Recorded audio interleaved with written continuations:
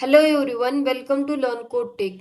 आज के इस ट्यूटोरियल में हम ट्राई कैच ब्लॉक एंड उसी के साथ कैसे हम एक्सेप्शन को with the help of try catch block handle कर सकते हैं, आज के इस ट्यूटोरियल में देखने वाले हैं। सबसे पहले हम देखेंगे ट्राई कैच ब्लॉक का सिंटैक्स।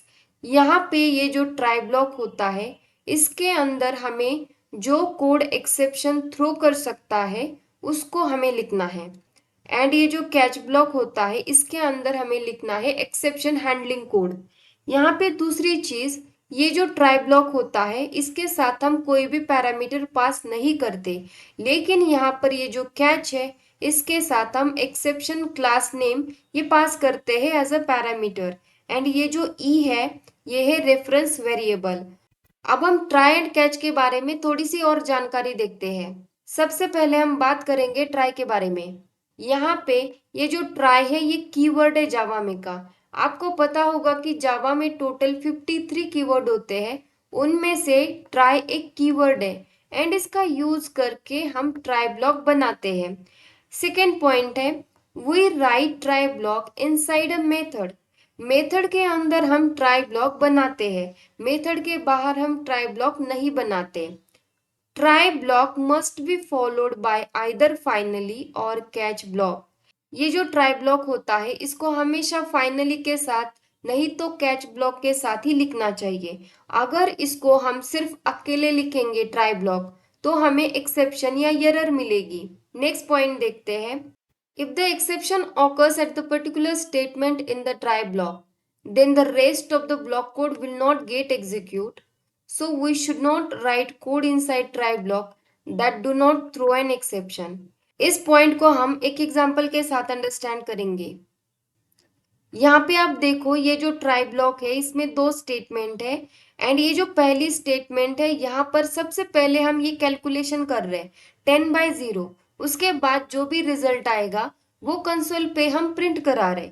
लेकिन ये जो यहाँ पे कैलकुलेशन है 10/0, यहाँ पर हमें अरिथमेटिक एक्सेप्शन मिलेगी, क्योंकि यहाँ पर हम 10 को 0 से डिवाइड कर रहे हैं। एंड अगर हम किसी भी नंबर को 0 से डिवाइड करते हैं तो हमें अरिथमेटिक एक्सेप्शन मिलती है। तो जैसे ही यहाँ पे एक्सेप्शन मिलेगी, तो कंट्रोल डायरेक्टली कैच ब्लॉक में आ जाएगा।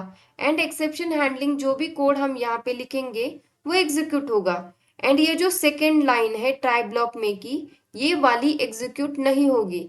इसलिए ट्राई ब्लॉक में हमें वो कोड लिखना है जिसमें एक्सेप्शन आ सकती है। अगर किसी कोड में हमें पता है कि एक्सेप्शन नहीं आ सकती, यहाँ पर हमें पता है, यहाँ पर हम सिर्फ ये लाइन प्रिंट करा रहे, तो इसमें एरर नहीं आएगी। तो इसलिए हमें इस लाइन को ट्राई ब्लॉक के बाहर लिखना है। तो ये जो पॉइंट है, इसका मतलब यही है, if exception occurs at the particular statement in the try block, then the rest of the block code will not get execute. ये जो rest of the code है, ये execute नहीं होगा। So we should not write code inside try block that do not throw an exception. इसलिए हमें try block में वो कोड नहीं लिखना जो एक्सेप्शन थ्रो नहीं कर सकता। आई होप ये पॉइंट आपको क्लियर हो चुका होगा। अब हम देखेंगे कैच के बारे में। It is a keyword in Java use to write catch block. ये जो कैच है, ये कीवर्ड है, एंड इसका यूज करके हम कैच ब्लॉक बनाते हैं। We can write it inside a method. ये जो कैच ब्लॉक होता है, वो मेथड के अंदर हम बनाते हैं।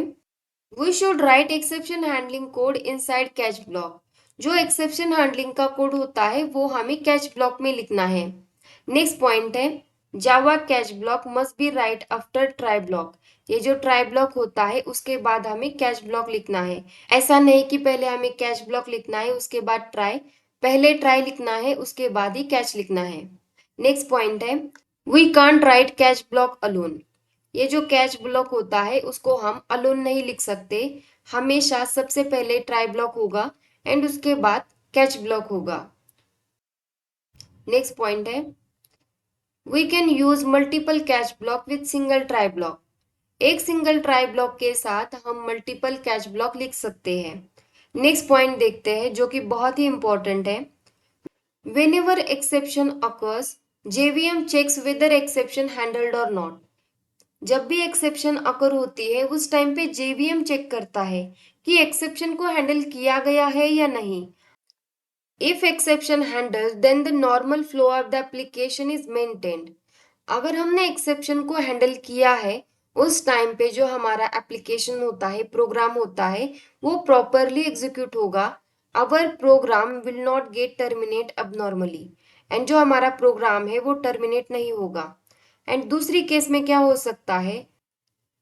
If exception not handled, then the JVM provide exception object to the default exception handler. अगर हमने एक्सेप्शन को हैंडल नहीं किया तो JVM एक्सेप्शन ऑब्जेक्ट को डिफॉल्ट एक्सेप्शन हैंडलर को पास करेगा. It will print exception description, exception class name, stack trace and our program will get terminate abnormally.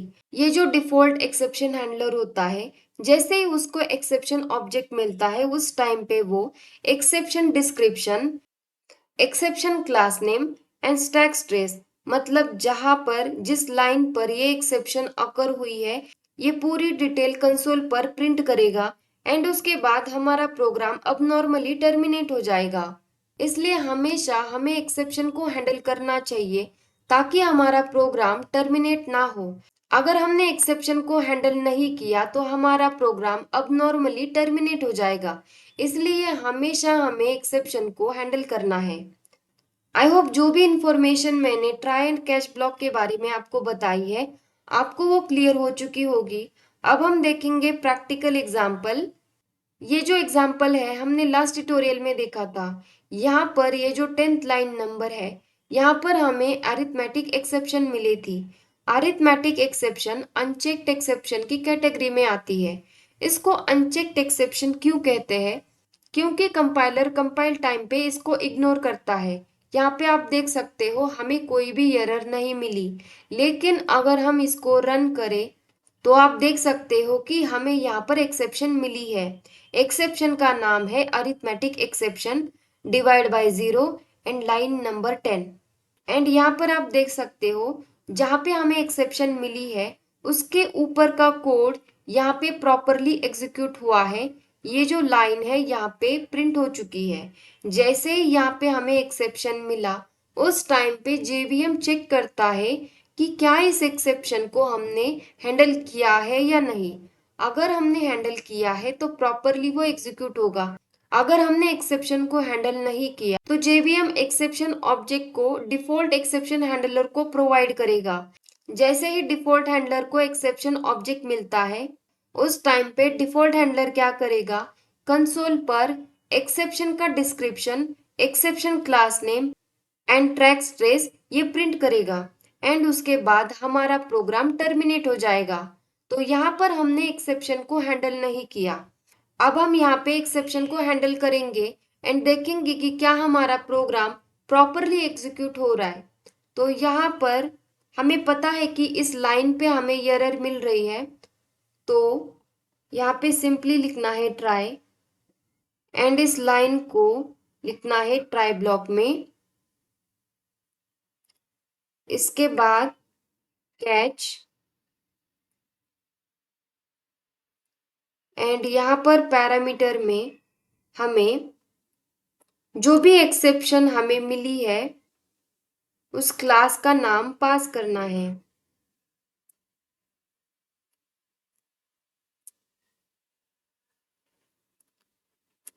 And इसके अंदर हम कुछ भी मैसेज प्रिंट कर सकते हैं. एंड यहाँ पर मैं मैसेज दूंगी एक्सेप्शन हैंडल्ड. एंड अब हम इसको करते हैं रन. एंड यहाँ पर आप देख सकते हो एक्सेप्शन हैंडल हो चुकी है. एंड ये जो लाइन थी ये यहाँ पे एग्जीक्यूट हुई है एंड हमारा प्रोग्राम टर्मिनेट नहीं हुआ. ये है अनचेक्ड एक्सेप्शन का एग्जाम्पल. अब हम देखेंगे चेक्ड एक्सेप्शन का एग्जाम्पल. यहाँ पे मैंने थ्रेड क्लास का एक ऑब्जेक्ट बनाया है एंड थ्रेड क्लास में एक मेथड होती है स्लिप. उसको हम यहाँ पे कॉल करेंगे. तो यहाँ पर ये जो थ्रेड होता है वो 1000 मिलीसेकंड के लिए ये सो जाएगा. ठीक है, लेकिन यहाँ पर हमें एक एक्सेप्शन आ रही है. यहाँ पे आप देख सकते हो एक एरर है. तो यहाँ पर जैसे ही मैं इस पर माउस लेके जा रही हूँ तो यहाँ पे क्या बोल रहा है? अनहैंडल्ड एक्सेप्शन टाइप, इंटरप्टेड एक्सेप्शन। तो यहाँ पर कंपाइलर हमें वार्निंग दे रहा है कि ये जो स्लिप मेथड है, यहाँ पर हमें इंटरप्टेड एक्सेप्शन मिल सकता है, तो इसको हैंडल करो। तो इसको हैंडल करने के लिए हमारे पास दो तरीके होते हैं, add throws declaration and surround with try catch. यहाँ पर हम ट्राई कैच ब्लॉक का यूज करेंगे एंड नेक्स्ट ट्यूटोरियल में हम थ्रोज कीवर्ड के बारे में जानेंगे। तो यहाँ पर हमने इसको हैंडल किया है। इस लाइन पे हमें एक्सेप्शन की वार्निंग मिल रही थी, इसलिए हमने इसको ट्राई ब्लॉक में लिखा है। तो यहाँ पर ये चीज आपने देखी, ये जो इंटरप्टेड एक्सेप्शन है, ये है चेक्ड एक्सेप्शन। इसलिए कंपाइलर कंपाइल टाइम पे ही हमें बता रहा है कि इंटरप्टेड एक्सेप्शन आ सकती है, लेकिन यहाँ पे ये जो अरिथमेटिक एक्सेप्शन था, ये था अनचेक्ड एक्सेप्शन, इसलिए कंपाइलर इसको इग्नोर कर रहा था। तो यहाँ पे हमने दोनों एग्जाम्पल देखे हैं। आई होप आपको समझ आ गया होगा कि कैसे हम ट्राई कैच का यूज करके एक्सेप्शन को हैंडल कर सकते हैं। आज के ट्यूटोरियल में बस इतना ही। अगर वीडियो आपको अच्छी लगी तो प्लीज वीडियो को लाइक जरूर करना। अगर आप चैनल पे नए हो तो चैनल को सब्सक्राइब जरूर करना। मिलते हैं अगले वीडियो में, तब तक के लिए take care and bye bye.